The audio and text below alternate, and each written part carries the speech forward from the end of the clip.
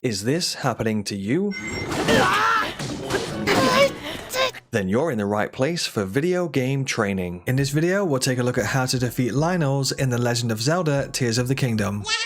The main thing that we're going to be doing here is using a Puffshroom in combination with a wet Zora's weapon. Let's jump into it. First of all, before we approach the Lynel, we need to make sure that Link is wet. So usually I just press on siding to get the water bubble around us. But if you wanted to, you could also throw a splash fruit at the floor and that would work as well. After Link is wet, then we need to approach the Lynel. And the next thing that we need to do is use a Puffshroom. The Puffshroom will cause a cloud of smoke to go everywhere and the Lynel will lose sight of you. So we can use the Puffshroom in different ways. You could either fuse it to a weapon and then attack using that weapon. You could throw a Puffshroom, or you could attach it to an arrow and shoot it with your bow. The choice is yours for which one you want to use. You just need to make a Puffshroom smoke cloud go everywhere near to the Lynel. It's worth mentioning that if you attach a Puffshroom to a forest dweller's weapon, then specifically with that type of weapon, you can keep using the fused Puffshroom over and over again until the weapon breaks, and it would only consume the one Puffshroom material. There is a slight cooldown on the use of the Puffshroom until you can use it again, but if you fused it to a non-forest dweller's weapon, then it would just disappear after the one use. Once the Lynel has then lost sight of us in the smoke, then you want to switch over to your Zora weapon, and because Link is wet, the Zora weapon is going to be dealing double damage. I also try to make my way around the back of the Lynel to avoid any attacks that you might do. Sometimes if you can do enough damage, you can actually just defeat the Lynel in this one Puffshroom cycle. If that is the case, then GG, you've just defeated the Lynel. If it's not the case, what will eventually happen is the smoke will clear and then the Lynel will start to attack you again. What you'll need to do is use another Puffshroom so that the smoke goes everywhere and the Lynel loses sight of you again. If you are using the Zora weapon and you want to keep that double damage, just keep an eye on the colour of the damage number, and if you see that it is a light blue colour, that means you are getting the double damage from the Zora weapon being wet. If the damage numbers are white, then make sure to get Link wet again so you get double damage again. Also, whilst the Lynel has lost sight of you in the smoke, you can actually mount the Lynel and you can do some extra damage whilst mounted. So a tactic that you can do here is you could be putting in your damage whilst the smoke is there, and then when you see the smoke is about to clear, you could use that chance to then mount the Lynel and do some extra damage just before he regains sight of you again. If you wanted a little bit of extra help, you could also eat some foods that temporarily increase your attack. An extra bonus tip when fighting these Lynels is you can throw a Zonai steering stick on the floor, grab the steering stick, then press jump and it will launch you up into the air. If you whip out and take aim with your bow, this will give you a large amount of bullet time to get a headshot on the Lynel, and when you do get a headshot, it will knock him down for a little while and he won't fight back during this time, so you could get some extra damage in this way, and you can also mount the Lynel when he's in this state as well. Rinse and repeat these tactics and you'll be saving Hyrule in no time.